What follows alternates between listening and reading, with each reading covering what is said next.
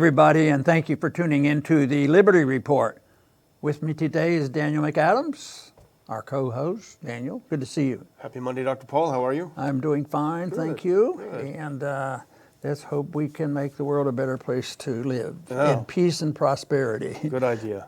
But we are being challenged. There's a few shortcomings in our foreign policy. There's a few shortcomings in our monetary policy. Yeah. There's a few shortcomings in our spending policy.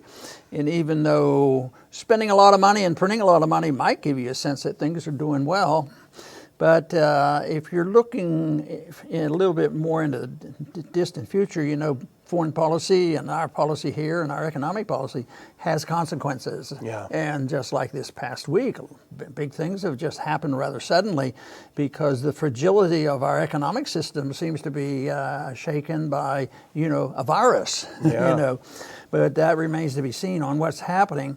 But on foreign policy, I think the most important thing we can talk about today is the rockets that hit Baghdad in the green zone and hit the embassy. Yeah. And the big question is who's hitting our place, and that's our stuff. And you know, it's not going to go unnoticed, and the neocons are going to be there, and our president is going to be very interested in this as well.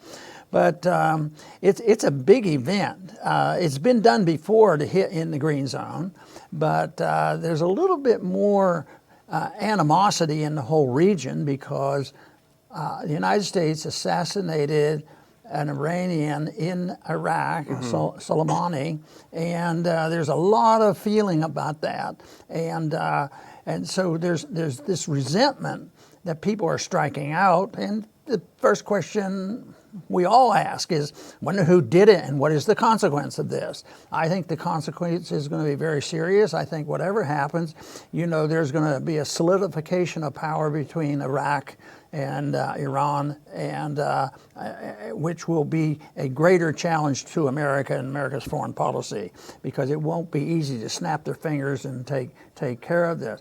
But you know, it could be the militia, it could be the Iranians, it could be the CIA neocons, Yeah.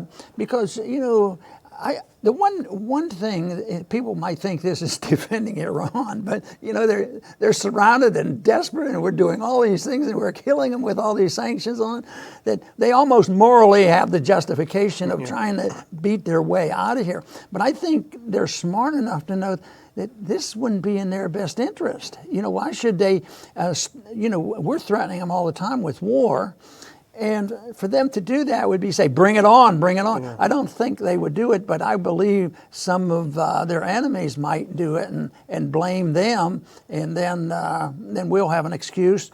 We're just looking for an excuse to stay because of the recent voting and the people speaking out and the big rally. I mean, the Iraqi people and the Iranians would be together on, just go home. We're tired of you, and we don't need you here. And of course, I made that suggestion a few years ago. Maybe they'll get serious and do that, but we need to get more Americans saying, hey, folks, come on home. This doesn't make any sense. Come on home. We have a few problems here to take care of. Yeah, it has. It's been a busy weekend in Iraq, and I think the consequences of this will be serious. But it started, you know, on Friday because Muqtada al-Sadr, who controls the largest faction in the Iraqi parliament, he's not just some cleric. He controls the largest faction. He called for a 1 million-man march to protest the continued U.S., they would call it occupation, the U.S., certainly the U.S. military presence in Iraq. He called for 1 million men, and it looks like 1 million men came out. If you look at some of the pictures, although and you wrote about this too, the U.S. mainstream media wanted to downplay it, only a couple 100,000, but when you see, they say it was 8 kilometers long of protesters, and they all said go home. So that started. Then he called them back on Saturday, and they dispersed. But to have that ability to get 1 million guys out on the street that quickly shows a lot of power. And then, as you say, and then on Sunday comes this rocket attack actually hitting the embassy complex, apparently hitting a restaurant and wounding someone there in the embassy complex. This is a real escalation, and it shows that really, and don't forget also there are anti-government protests going on in Iraq that continue as well. So I think what we're seeing is Iraq starting to fall apart a little bit more, and the U.S. caught in the middle. You pointed out correctly about how powerful al-Sadr is, and yet we haven't heard a lot from him. But when Fallujah was under attack, he was very much involved, and when the governments were changing, and he had an army of people and a force. I thought, boy, he's a political leader, and we'll hear a lot from him. But he's been quietly becoming a stronger political leader, like you say. He's involved in their legislative body. He has a lot of followers, but he hasn't been demanding revolution or anything else. But this is the first time since 04. 04 is, I think, the siege on Fallujah, which was a really big deal. But he's become more vocal now, and that means to me that it is getting to be a hotter issue on which way Iraq's going to go. Are we going to leave? And who's going to be in charge of Iraq? And how will the Iraqis do with the Iranians? And I think it's going to be resolved. I don't think the status quo is going to be maintained. I think it's very unstable there, and there's going to be a lot of hostilities, people causing injuries, and not taking. Some will take the blame for it, and some will use it just to stir it up. But it's unfortunate that our position will be rather. Determined to stay regardless. Yeah, we'll back off a little bit. But, when they were building that embassy and had that green zone, there's no way we're going to walk away from an embassy that's the size of the Vatican. The Vatican. Yeah. No, we're going to walk away. So we're going to be there, and we're going to keep getting messages. There's going to be a lot more than that now. I think Sadr's indicating that he was not responsible, and there's reason to believe him. But for these bombings over the weekend. So, but those aren't the last ones we're going to hear about. This is going to continue. Yeah, and it's Sadr is not an easy target for the U.S. either, because you can't paint him as just another pro-Iranian stooge, because he's not. He doesn't like the Iranian influence in Iraq. He wants them out. He wants them out too, and so it's not an easy thing. I would guess that there's a lot of infiltration, CIA infiltration of his movement, trying to split it, and we're seeing different factions in the movement. But he was pretty explicit on Friday. He said, "Okay, we need a timetable to leave. We're going to let you get out in an orderly manner. But if you refuse to do this, you're going to be a target. You're going to be a target of this resistance." So the combination of his ability to call so many people out and get them fired up, and his demand for the U.S. to leave, it's going to have some people sweating, I think, in the U.S. establishment, and I don't know what they're going to do about it. No, and there will be another surprise, I am sure.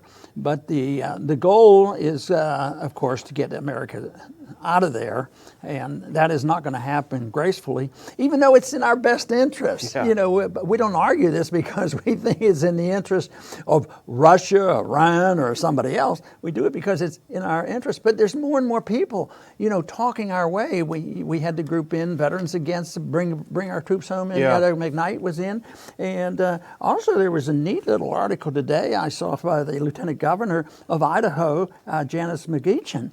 This is fantastic. I mean, the article, we could have written it. It was fantastic, that, and the whole theme of her article was just bring the troops home. She had all the points correct. Yeah. And so we want to compliment people like that have that position, but I think there's a lot more people out there now than ever before. I think there were a lot, when I started in the presidential races, but nobody was allowed to say anything. Now I think that there's more people saying it, and more people saying it is, another 8-10 years, it's worse than ever. It's time we change the policy. And the policy is to change is, get ourselves, in the direction of non-intervention, mind our own business and talking to people and trading with people, but to use the weapons of war and, freezing assets, threaten with weapons, using drones, assassinations. This is no way to work for peace. I mean, this is just a deliberate attempt to, I imagine there's a lot of people believe this is what has to be done. But a lot of people use that, patriotic excuse that we're doing it for the good of America and our freedoms. But quite frankly, many people are blinded if they think this is really, that policy we have in the Middle East since 2003 has been a benefit to anybody. I just think that the American people are starting, and we have to keep after them to wake up and let their legislators know what's going on. Yeah, exactly, and I think the question Americans will have, well, what are we doing in Iraq? And the purpose, the stated purpose was, well, ISIS is there. But those scare tactics aren't going to work anymore because ISIS is essentially defeated. There's no big ISIS somewhere. And even the U.S., and you mentioned this too, even the U.S. military leaders say, well, ISIS is really not a threat anymore. So why are we there? The only reason we were there is to fight ISIS. And I think if more Americans start questioning that, they're going to come to the conclusion that it's not about ISIS. The troops are there because the neocons want war with Iran. Good thing on our side is the Americans do not want war with Iran. If you look at any poll across the board, and that's why they have to manufacture these different kinds of events. They conned Trump into assassinating Soleimani by telling him, oh, this is going to be actually make things a lot better. It's going to be more peaceful. The Iranians are going to rise up against their leaders if you kill this guy, when the opposite happens. So Americans need to wake up and see that we're not there for any good reason, and a lot of American troops are getting killed and are going to get killed for no good reason. Yeah, and your point is correct. We had to go in there, according to their philosophy, we had to get rid of ISIS. But what about, who was in there before we went in there in 2003? There was no ISIS and there was no Al-Qaeda. We used that as an excuse and a lie, to get involved. And then they do come in. Then we have to fight them to get rid of them. Yeah. And it just goes on. And and they'll come back. They'll come back. As long as we stay there, they're not going to allow us to, just get away with all this. They're fighting for their homeland. It's it's so much more dramatically visible in Afghanistan because they have such a tradition. Yeah. Nobody's going to overtake us. But I think the whole region is like that. Why shouldn't the Iraqis want to live in their country, and why shouldn't the Iranians have to live in their own country? And then they say, well, they need to join us. They need to act like a civilized nation. And that I find that pretty cold. Yeah, especially considering our behavior. Well, there's going to be a lot of blame thrown at these popular mobilization forces, which the U.S. says are Iran-backed, and to the extent that they are, they're Shia militias, essentially. They've issued a statement denying responsibility for the embassy attacks. They said, no, we didn't do it. That, of course, would justify more U.S. assassinations if they're found to have done it, so the next guy in line could be in trouble. But the fact is, these sort of low-level warfare, continuous, can make the U.S. presence untenable in Iraq. They don't have to defeat us on the battlefield. Just a few rockets here and there. It'll make it impossible for the U.S. to continue its mission. The troops won't be able to go out in the field and do what they're there to do. They won't feel safe in the embassy. It won't take too much. So if the Iraqis, or at least a very good portion of the Iraqis, are intent on the U.S. leaving, it won't take that much for them to make this happen unless Trump is willing to do Iraq War 3.0 and go in for a full-scale war, which I think they're probably betting, and it's correctly, that he's not going to want to do this in the election season. That's right. And, my big concern, of course, is the breakdown of our system. And I do believe that our foreign policy is deeply flawed, and that's why we're seeing even more problems, and we're going bankrupt over it, and the moral bankruptcy is becoming apparent, and the people are losing confidence. They're not going to tolerate all the lies. But I know we're talking about Iran on Iraq, but this other thing that happened too just today or yesterday was the Taliban. Yeah. Shot down an American plane. Oh, first they said, that was probably a passenger plane, something happened. No, it turned out it was an American, and they have proof of this. Yeah, an spy plane. Yeah. American spy plane. They said, they had some CIA agents on the plane. I can't believe that, you know, and so that once again, if they're able to do this and get these rockets to shoot down our planes, they've been motivated, they've been stimulated, they've been encouraged by us assassinating a leader when he's in a foreign country, you know, with all the pretense that this is going to bring peace. Yeah, and it's significant, and you won't hear this on the media. This is why you should tune into the Liberty Report. But the U.S. has lost 5 aircraft in Afghanistan just in January. Wow. 4 helicopters and now this spy plane. It is significant. It also suggests, this is at E-11A, it also suggests that the Taliban may have some rockets that can go higher than we thought, because this is a pretty high altitude aircraft. So again, it doesn't take much, these kinds of things, before the U.S. position will be untenable.